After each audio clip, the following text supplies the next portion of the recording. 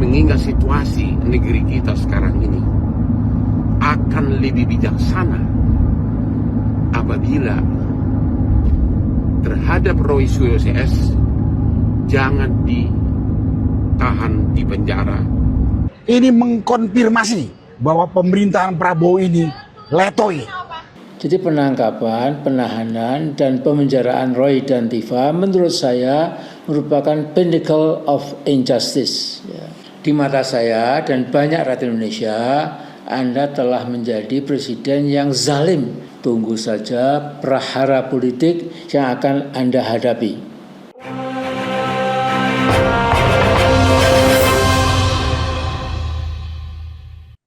Halo Sobat DPR, ketemu lagi di channel FNN Minggu 21 Juni 2026.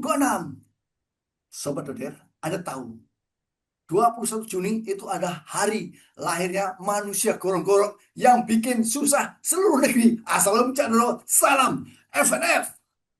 Waalaikumsalam warahmatullahi wabarakatuh. Selamat pagi Cak Jarod dan seluruh pemirsa di Indonesia. Gimana kabarnya Cak Jarod pagi hari ini? Alhamdulillah, Cak. Episode kita terakhir itu kan saya bilang ada netizen yang bilang ini adalah kado ultah Jokowi dari Kapolri, dan sekarang ini hari lahirnya gorong-gorong, Cak Jarod. Iya, ini manusia gorong-gorong ini memang penuh kepalsuan dan sekarang tambah lagi penuh kedengkian. Jadi pemenjaraan Dr. Tifa dan Roy Suryo itu menurut netizen dan juga menurut kita itu adalah balas dendam, bukan untuk menegakkan hukum. Kita lihat dramanya dari saat penjemputan sampai juga kepada pemeriksaan ke dokter, itu semua wujud dari balas dendam, meluapkan kebenciannya. Taduh, selama ini tersangka yang ditahan itu tidak perlu dirujuk ke rumah sakit Polri. Cukup datangkan saja dokter ke ruang tahanan. Selesai. Ini ada kesengajaan memamerkan bahwa Dr. Tifa dan Roy Suryo mengenakan rompi tahanan. Ingin menjelaskan bahwa polisi juga bertindak semena-mena ini, Cak Jodoh. Tidak hanya menjelaskan itu, tapi juga menunjukkan kepada publik bahwa otak di balik polisi itu adalah orang kuat yang bisa mengatur segalanya, termasuk mengatur bagaimana Roy Suryo dan Dr. Tifa harus dieksploitasi dan didemonstrasikan secara masif, bagaimana dia digelandang polisi, dibawa ke rumah sakit Kramat Jati, dan yang mestinya bisa didatangkan dokter seperti kata Cak Jarod, tapi itu tidak dilakukan. Apa tujuannya? Tujuannya ingin mendemonstrasikan, menunjukkan kepada publik, kalian jangan main-main dengan kekuatan yang paling kuat di Republik ini. Saya akan lawan! Saya juga akan lawan! Benar, Cak Dodo. Jadi testimoni si Roy Suryo kepada mantan Wakapolri Ugresyono menyebutkan salah satu perwira yang ikut mengantar Roy Suryo dan Dr. Tifa adalah perwira yang juga mengantar si Egy Sujana dan Damai Lubis ke rumah Jokowi. Artinya apa? Ini adalah orang-orang Jokowi yang sekarang seperti halnya dalang di negeri ini, Cak. Pak Prabowo dan juga Kapolri Sigit Listio, bagaimana kalian ini memperlakukan penegak hukum bukan melayani masyarakat, tapi hanya melayani satu orang, yaitu mantan Presiden Jokowi, untuk mengurus persoalan dugaan ijazah palsu. Dan ini sebetulnya di kasusnya Roy Suryo dan Tifa ini, dia dituduh, disangka mencemarkan nama baik dan melakukan fitnah. Padahal tujuan Pak Roy Suryo dan Dr. Tifa itu awalnya dia menggugat ijazah Jokowi ke Mabes Polri, tapi dihentikan karena dikatakan ijazahnya asli. Kemudian menggunakan orang-orang untuk melaporkan Dr. Tifa dan Roy Suryo dan CS, melaporkan mereka dengan tuduhan fitnah dan pencemaran nama baik. Bagaimana mungkin orang yang menanyakan di pengadilan apakah ijazahnya palsu atau tidak, kemudian dibalik direkayasa menjadi orang itu melakukan fitnah. Ini kan amburadul hukumnya ini sudah sangat menyakitkan bagi rakyat Indonesia. Sobat Doder, tentu Anda mengenal sosok Hotman Paris. ini pengacara bling-bling karena apa? Wah, seperti ini Cak Dodo dia pamer cincinnya. Dia selama ini tidak pernah mengomentari tentang ijazah Jokowi maupun komentar terhadap Roy Suryo. Tapi kali ini Cak Dodo dia mengingatkan, Kapolri, Anda harusnya bijaksana tentang kondisi politik di tanah air. Hati-hati, penahanan Roy Suryo dan Dr. Tifa akan berbahaya. Kenapa tidak dilakukan opsi lain? Ini penjelasan dari si Hotman Paris. Saya dalam posisi netral. Saya tidak pernah memberikan komentar apakah benar ijazah asli atau tidak. Saya dalam posisi netral dan proses hukum biarkan terjadi karena sudah berjalan. Namun saran saya, mengingat situasi negeri kita sekarang ini, akan lebih bijaksana apabila terhadap Roy Suryo CS jangan ditahan di penjara, tapi lebih bijaksana mungkin tahanan rumah atau tahanan kota. Kita sepakat dengan apa yang disampaikan oleh Hotman Paris. Hotman Paris dengan segala kontroversinya, tapi dia berada di posisi yang patut kita acungi jempol. Dia bagaimana dia menggunakan nuraninya untuk menyiapkan Kapolri dan juga Presiden Prabowo, karena perlakuan terhadap Dr. Tifa dan Roy Suryo betul-betul jauh dari keadilan. Mereka kan belum terbukti bersalah, baru disangka, tapi sudah dihukum. Dihukum yang pertama adalah harus melakukan wajib lapor sekian bulan. Kemudian kemarin dipertontonkan bagaimana dia diperlakukan semena-mena dari saat penjemputan sampai pada pemeriksaan ke dokter. Jadi Hotman Paris, kita sepakat, mayoritas rakyat Indonesia sepakat bahwa ini polisi menunjukkan arogansinya. Pertanyaannya adalah kemana anggota Komisi DPR RI? Mana suaranya sebagai wakil rakyat? Ada anak bangsa yang diperlakukan seperti ini. Mereka bukan koruptor, bukan pelaku judol, bukan penjual aplikator money laundry, bukan juga pengedar narkoba atau produsen narkoba dan kejahatan tinggi lainnya. Mereka hanya mempertanyakan ijazah, tapi kemudian dibalik menjadi pencemaran nama baik. Ini kan luar biasa jahatnya hukum dipersepsikan sesuai kehendak yang kuasa.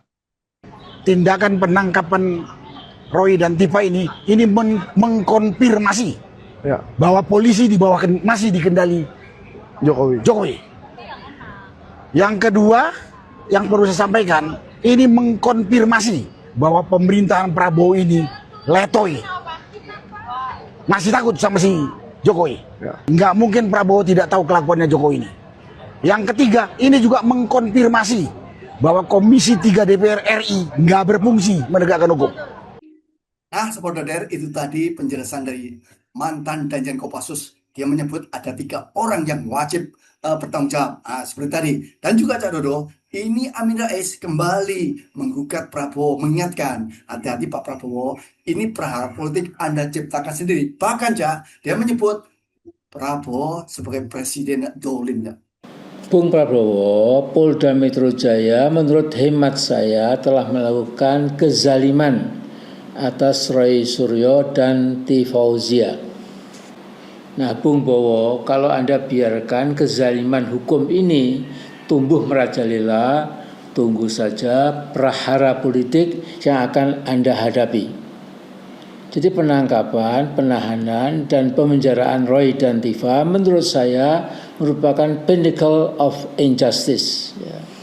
Jadi sebuah puncak kezaliman.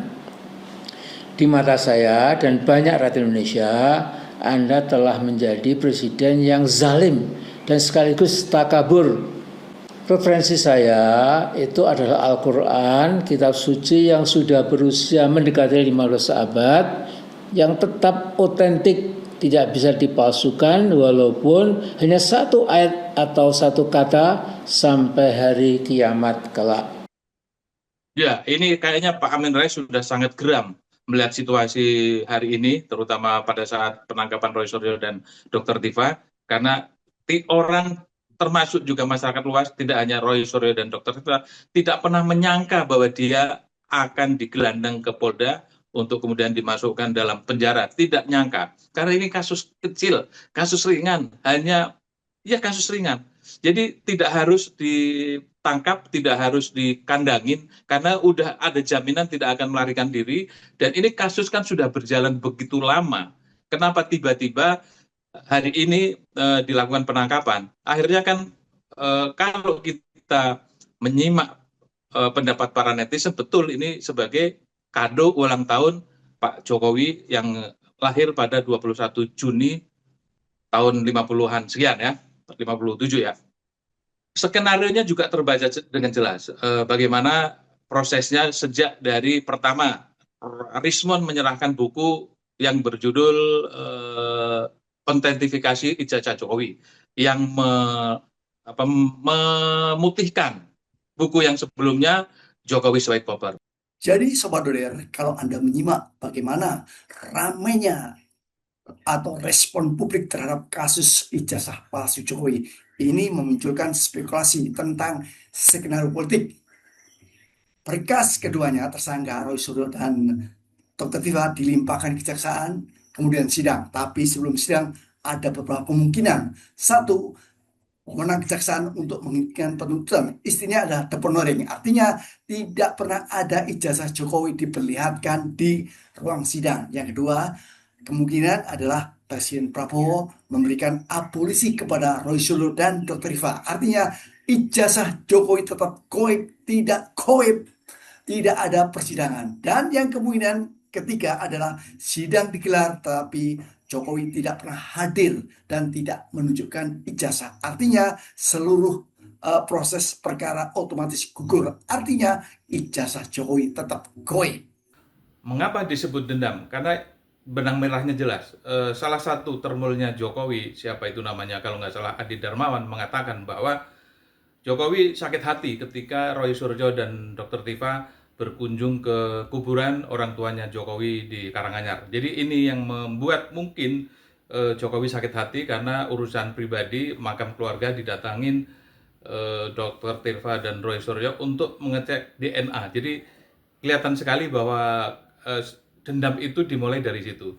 Dan kedua, saya ingin mengingatkan mengapa Dr. Tirta dan Roy Suryo harus hati-hati ketika dibawa ke Rumah Sakit Polri Jakarta. Kita jadi ingat peristiwa beberapa tahun yang lalu di mana siapa kalau nggak salah Ustadz Mahir yang setelah dibawa ke Rumah Sakit Kramat Jati kemudian kembali lagi ke tahanan dan tidak lama lagi si Ustadz ini meninggal dunia. Jadi harus hati-hati, takut terjadi hal-hal yang sangat luar biasa terjadi pada Roy Suryo dan Dr. Tirta berkaitan dengan proses penangkapan dan juga pemeriksaan kemudian. Jadi waspada itu wajib hukumnya ketika menghadapi hukum yang sama sekali tidak tujuannya untuk menegakkan keadilan, tapi membalas dendam dari pihak-pihak yang tersakiti. Jadi dari kasus ini, seperti saya mengambil kesimpulan betapa kejamnya Pak Jokowi. Hanya ingin menunjukkan ijazah saja kok betapa beratnya. Paling tidak, kalau Pak Jokowi katanya akan menunjukkan ijazah di pengadilan, itu Sakul yakin tidak mungkin terjadi di persidangan. Jokowi saya yakin tidak akan hadir persidangan, tidak akan menunjukkan ijazah, ya tidak ada. Jadi artinya ini adalah ijazah goib paling goib sedunia. Monggo Cak Dodo, ini minggu-minggu yang ulang tahun Pak Jokowi, silakan memberi komentar di akhir pertemuan kita, Cak Dodo. Iya, saya tidak akan mengucapkan selamat atas ulang tahun Jokowi karena kita lihat sepak terjang dan jejaknya itu menyakitkan masyarakat ya. Yang kita yang tidak mengalami saja melihat Dr. Tirta menggunakan rompi kuning itu miris, prihatin dan sedih sekali. Bayangkan seorang ibu rumah tangga yang tidak pernah makan duit APBN, apalagi korupsi, kemudian diperlakukan seperti itu hanya untuk kasus yang dia melakukan penelitian tentang ijazah. Ini kan luar biasa balasannya dan jahat sekali.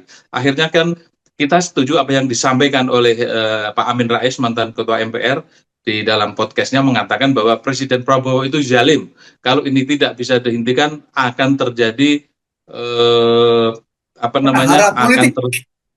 prahara politik yang sulit dihindari, dan sangat mungkin kalau memang tidak ada perubahan dari cara rezim ini memperlakukan hukum, menegakkan hukum, dan merespon seluruh kritik masyarakat, maka prahara itu sangat mungkin akan terjadi sebagaimana yang diperkirakan, yang diramalkan oleh Amin Rais.